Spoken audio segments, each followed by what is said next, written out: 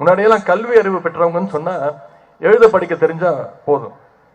ஆனா இன்னைக்கு அது பத்தாது. இப்ப கல்வி அறிவுன்னு சொன்னா கண்டிப்பா கம்ப்யூட்டர் தெரிஞ்சுக்கணும்னு சொல்றாங்க.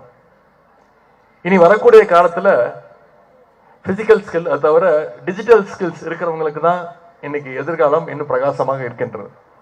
அந்த வகையில் இங்க இருக்கக்கூடிய 1500 மாணவ மாணவிகளுக்கு கம்ப்யூட்டர் பயிற்சி கொடுத்து அவங்களுடைய எதிர்காலத்தை இன்னைக்கு உரிமையமாக ஆக்கி கொண்டிருக்கிறார் அண்ணன் மாசு அவர்கள். அவருக்கு என்னுடைய வாழ்த்துக்களை தெரிவித்துக் கொண்டேன். ஒரு காலத்துல நம்முடைய இளைஞர்களுக்கு தகுதி திறமை கிடையாதுன்னு ஒதுக்கி வச்சாங்க. ஆனா நம்முடைய இளைஞர்கள், தமிழ்நாட்டு இளைஞர்கள் எங்களுக்கு வாய்ப்பு கொடுத்து பாருங்க, நாங்களும் சாதிச்சு காட்டுவோம் என்பதற்கு சொன்னாங்க. அதை இன்னைக்கு செஞ்சு காட்டிட்டு இருக்கிறாங்க. அதற்கு சாட்சியாகத்தான் இன்னைக்கு இத்தனை மாணவிகள் இளைஞர்கள் நீங்க உட்கார்ந்து இருக்கிறீங்க.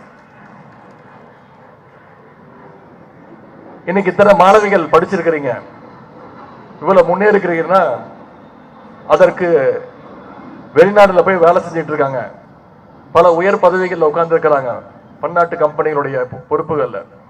அதற்கு மிக மிக முக்கிய காரணம்னா, அடிப்படை காரணம் என்னன்னா, பேரறிஞர் அண்ணா அவர்கள் கொண்டு வந்த அந்த இருமொழி கொள்கை என்பதை யாராலும் மறுக்க முடியாது.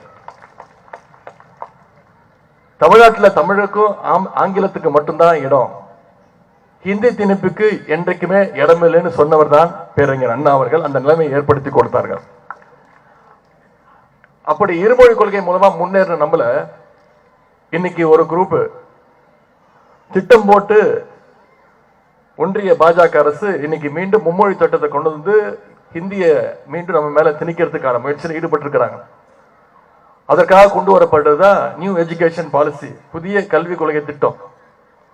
இந்த புதிய கல்விக் கொள்கை திட்டத்தை கொண்டு வந்தப்போ எல்லா மாநிலங்களும் ஏத்துக்குச்சு. ஆனா நம்முடைய முதலமைச்சர் மட்டும் ஏத்துக்க மாட்டேன்றார். ஏன்னா இந்த புதிய கல்விக் கொள்கையில திருப்பி எப்படியாவது இந்திய தமிழ்நாட்டுக்குள்ள திணிக்கணுங்கிற முயற்சியில ஈடுபட்டு இருக்கிறாங்க. மீண்டும் சமஸ்கிருத மொழியை தமிழ்நாட்டுக்குள்ள எப்படியாவது திணிக்கணும்னு அந்த புதிய கல்விக் கொள்கையில அந்த அம்சங்கள் இருக்கு. மீண்டும் குலக்கல்வி திட்டத்தை எப்படியாவது தமிழ்நாட்டுக்குள்ள திணிக்கணும்னு புதிய கல்விக் கொள்கையை ஏத்துக்க சொல்றாங்க.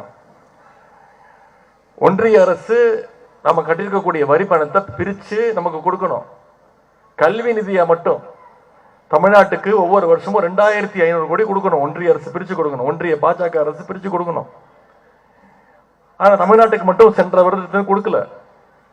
ஏன்னு கேட்டீங்கன்னா சொல்லிட்டாங்க, புதிய கல்விக் கொள்கை ஏத்துக்க மாட்டேங்கிறீங்க, கொடுக்க முடியாது, ஏத்துக்கிட்டா கொடுக்குறோம்னு சொல்லி மிரட்டி பார்த்துச்சு ஒன்றிய அரசு.